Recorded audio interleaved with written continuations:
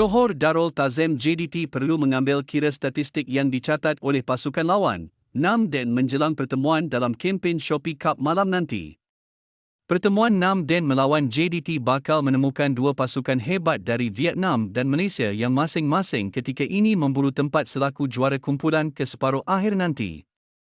Kehadiran JDT ke bumi Vietnam pastinya dengan misi untuk memburu kemenangan mutlak tatkala 6 Den pula hanya memerlukan keputusan seri untuk kekal di puncak kumpulan B berdasarkan rekod 5 perlawanan terakhir. 6 Den dan JDT dilihat berada di prestasi terbaik apabila kedua-dua pasukan ini tidak merekodkan sebarang kekalahan bahkan cemerlang di depan pintu gol lawan. 6 Den mencatatkan 21 jaringan dalam 5 aksi terakhir hasil kemenangan ke atas Lion City Silos 3-0, Bangkok United 4-1, Eastern SC 9-0 dan Shan United 3-0 selain seri 2-2 bertemu Tan Hoa.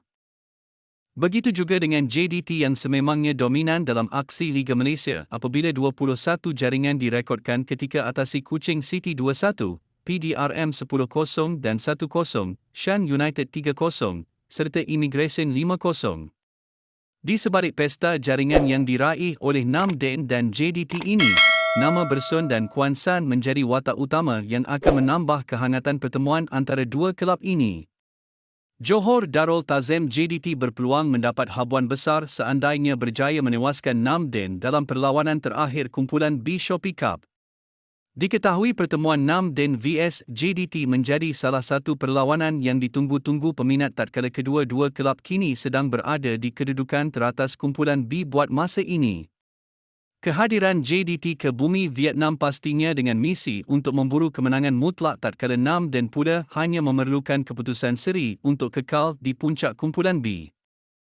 Kemenangan bakal melonjakkan kedudukan JDT di tangga teratas kumpulan B dengan 13 mata selepas 5 perlawanan, memintas 6 Den yang buat masa ini mengutip 12 mata.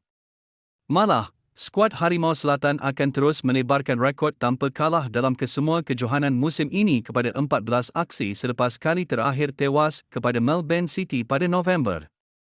Lebih menarik, sekiranya JDT menang, anak-anak didik Hisco Munos bakal layak sebagai juara kumpulan B dan dijadualkan turun berdepan Selangor yang muncul naib juara kumpulan A malam tadi.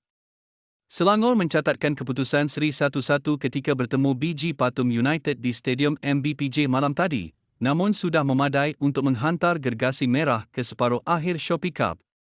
Aksi 6 Den melawan JDT bakal berlangsung di Stadium Tien Truong hari ini dengan sepak mula perlawanan pada jam 8.30 malam. Akhirnya sekian informasi kami buat, semoga bermanfaat, jangan lupa subscribe.